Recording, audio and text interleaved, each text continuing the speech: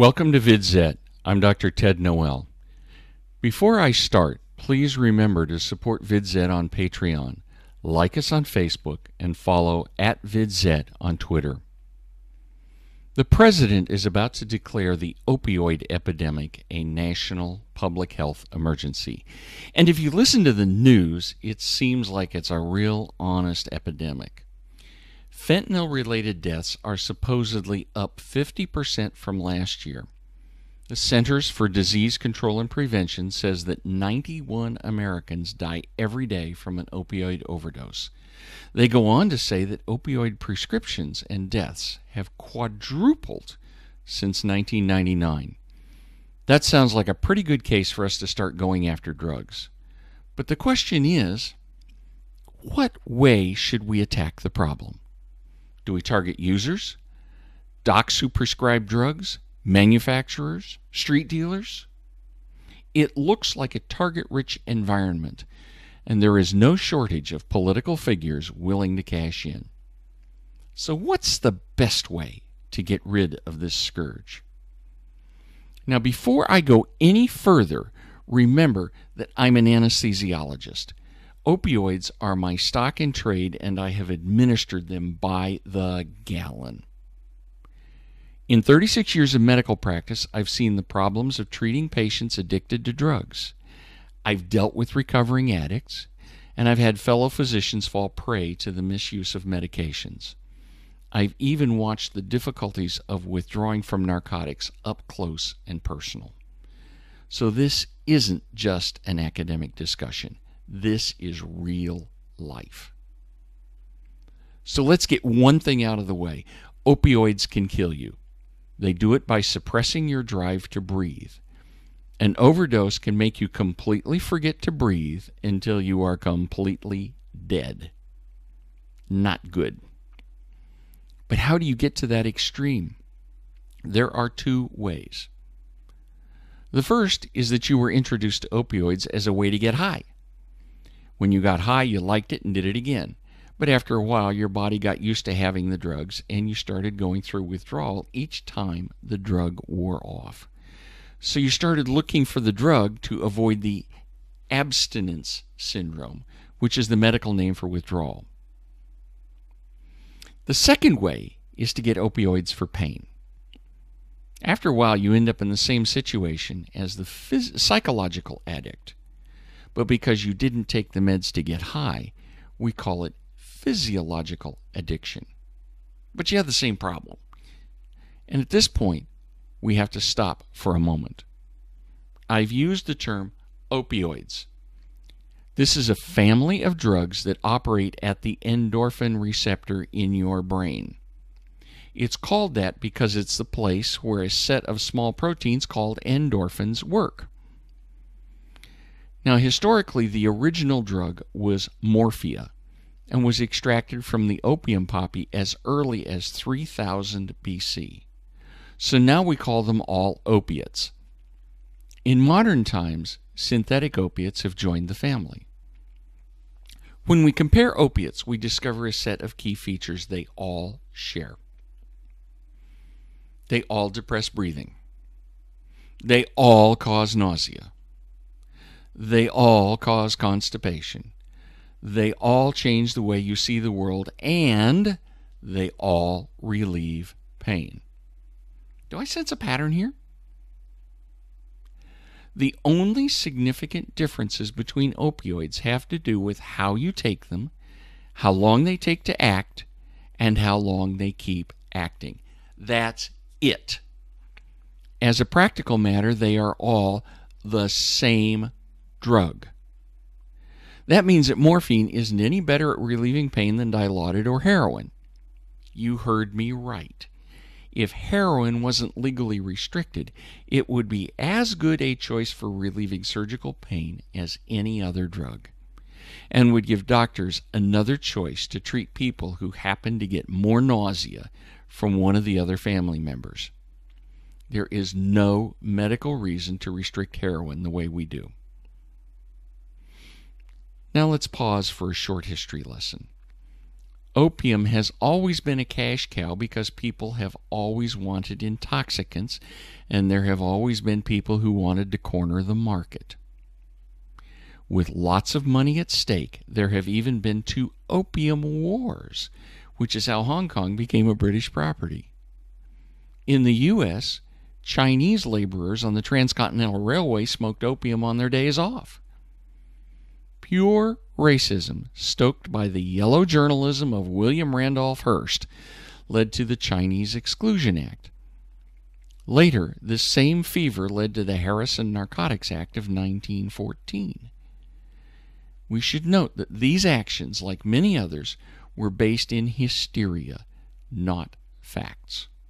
But the law is the law, and now heroin is listed as a Schedule I drug with no currently accepted medical treatment use.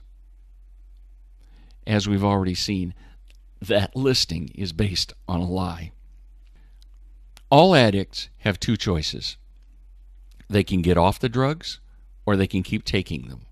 But if they keep taking them, it gets harder and harder to get off. If the drugs aren't available through a prescription, the next stop is the curbside pharmacist. And that guy wants to get paid. He can't get the drugs for you legally, so he has to take risks to get them. That raises the price.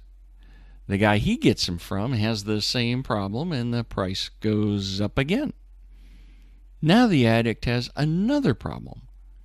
If he's going to pay a high price for his drugs, he wants the good stuff. And that raises the price for the supplier. We've started a vicious cycle. Ultimately, all of the crime related to the drug trade comes from this risk premium. Because it's risky to supply the drug, it's expensive. Of course, when there's a tidy profit to make, competitors will join the race for a buck. So the competitors find a way to take over the trade. Some push others out at the barrel of a gun. Others try to have a better product. One way is to have known purity, such as 999 heroin produced by Laotian General Uwana Raticoni in the 1960s. When competitors made more refined heroin, he did too, and sold the double Uoglobe brand heroin. At the street level, the only way to get an advantage is to add some extra kick. And that's where fentanyl comes in. It's a synthetic drug that is 50 times as potent as heroin. Add a little, you've got a bigger kick. Add a smidgen too much, and you've lost a customer forever. By now you should see that the thing that's killing addicts isn't fentanyl. It's variable potency. If you used 999 heroin, you knew exactly what you were getting. That's exactly what we know in the operating room as well. 1 cc of fentanyl is 50 micrograms. No more and no less. So I could use it safely in vast quantities. It was easy to tailor the dose to the need. That's what an addict on the street needs, and it's what he gets from a maintenance program. He comes in at regular intervals, gets an exact dose that takes care of his need. Many addicts who do this function at high levels in society. This is what Portugal set up in 2001. An addict in Portugal can get his drugs legally through a government clinic, and they're cheap. The cost of making these drugs is so low that $1 a day can pay for it. That means there's no economic reason for the high price of street drugs until you add in the high price that drug laws create through the risk premium. Let me say that again. Drug laws are the reason that illegal drugs are expensive. Critics immediately charge that we would get rid of drug laws and immediately have more drug use. That's possible in a very short period after the laws end, but in the long term, it doesn't happen. It seems that there's a relatively fixed proportion of the population that wants intoxicating drugs, and that number is almost constant throughout history. Portugal is a great laboratory to study drug liberalization. They made pharmacy-grade heroin freely available. Addicts slightly increased their use for a while and then gradually tapered themselves off. You heard me right. They didn't use any expensive detox or rehab programs. They simply lived their lives feeding their habits. Most were able to be productive citizens. And by 10 years, the average addict was completely off his drugs. Maintenance clinics cost about $4,000 a year per addict. That's peanuts as government programs go. Drug detox can cost as little as $1,000 or as much as $60,000. Then we need to add in rehab that can cost another $12,000 to $60,000.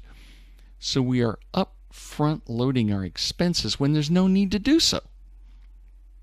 At the same time, we're keeping drug costs high, and that is feeding crime. Why would we want to do that? To get that answer, we have to invoke Sutton's Law and follow the money. Detox and rehab programs are big business. They sound like they're doing good things, so Congress critters fund them with our money. In turn, they fund Congress critters so more money can come back their way. Is it any surprise we see lots of noise about the need for more drug rehab programs? Of course, drug crime means we need more police to fight that crime. And the wheel keeps on turning. The only people who benefit are those on the inside. Suppose we followed Portugal's lead. Drug prices would drop to nothing. With no profit to be made, organized crime would look somewhere else. Pill mills would disappear. That means we wouldn't need all those police to make drug busts. They could deal with real crime. Standardized drug doses would become the rule, and fentanyl deaths would be a thing of the past. Drug detox and rehab would largely disappear, replaced by maintenance programs that cost little and lead to productive lives.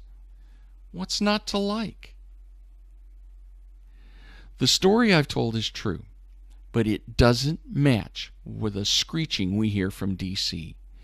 The drug complex wants us to believe a lie so we can surrender our freedom and our wallets to them.